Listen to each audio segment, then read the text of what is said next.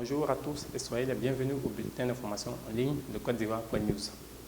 Albert Einstein, célèbre physicien allemand connu de tous, nous disait en son temps « La vie, c'est comme une bicyclette, il faut avancer pour ne pas perdre l'équilibre ». Alors, c'est sur cette belle citation que nous démarrons ce journal tout ce par les titres. À l'ordre du jour, ce vendredi 1er avril 2016, d'abord, 3 grosses interrogations. La première, que s'est-il passé dans la ville de Bonoa la semaine dernière? Réponse à suivre dans ce JT. À l'ouest, cette fois, la frontière entre la Côte d'Ivoire et le Libéria sera-t-elle imperméable un jour? Et la dernière, les éléphants à la Cannes 2017, peut-on y croire? À ces 3 questions se greffent 2 sujets, dont le premier est la sortie d'un single en hommage aux victimes du 13 mars 2016. Et le dernier est lié à Tikenja Fakoly, qui est le grand invité du festival Solidays à Paris.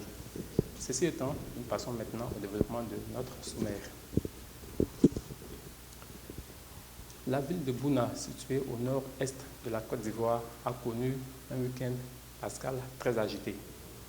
Du mercredi 23 mars au jeudi 24 mars 2016, la région a été secouée par des affrontements intercommunautaires opposant des autochtones lobbies à des éleveurs peuls.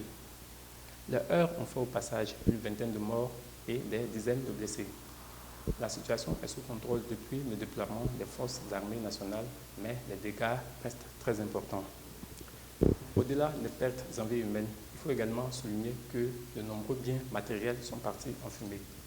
Aussi, des milliers de personnes ont fui la ville en direction du Burkina voisin, où des centres d'accueil et des vivres ont été mis à leur disposition en attendant bien sûr leur retour en Côte d'Ivoire. Pour info, le peuple lobby aurait agi ainsi pour exprimer sa colère face au désastre causé par les troupeaux des nomades peuls. Mais est-ce la seule raison qui explique ce scandale? L'avenir nous le dira certainement. Encore une énième tentative de déstabilisation repoussée par les forces armées nationales dans une zone frontalière partagée par la Côte d'Ivoire et le Libéria. Le 30 mars dernier, une attaque a été signalée à Tabou, ville située dans le Grand Ouest ivoirien. Mais les assaillants ont vite été mis en déroute par l'armée nationale. Heureusement, aucune perte en vie humaine n'est à déplorer du côté ivoirien, seulement un soldat ivoirien blessé pendant les échanges de tirs. La situation est sous contrôle et les habitants vaquent paisiblement à leurs occupations.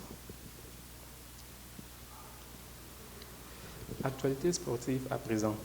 Les éléphants étaient opposés à l'équipe du Soudan le 25 mars à Abidjan, puis le 29 mars à Khartoum.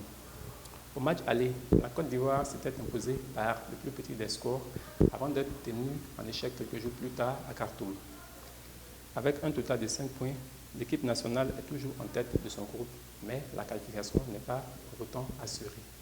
Pour ce faire, il faudra battre la Sierra Leone le 2 septembre prochain à Abidjan.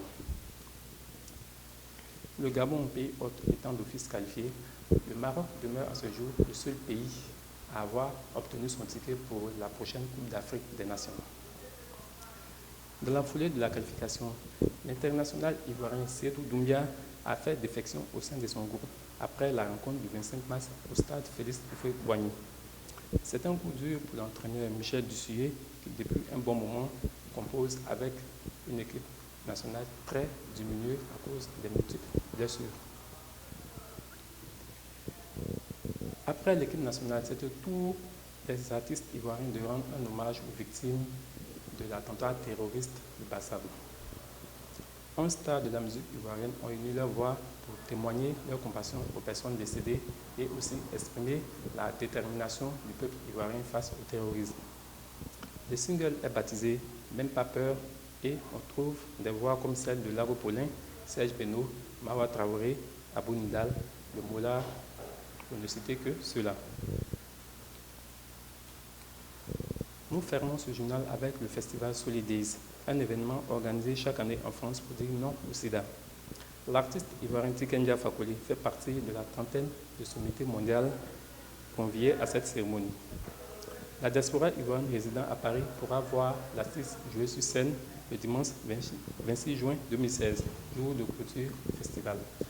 L'intégralité de cette édition est à suivre sur notre compte Twitter ci-point-news. Merci de nous avoir suivis. Rendez-vous la semaine prochaine.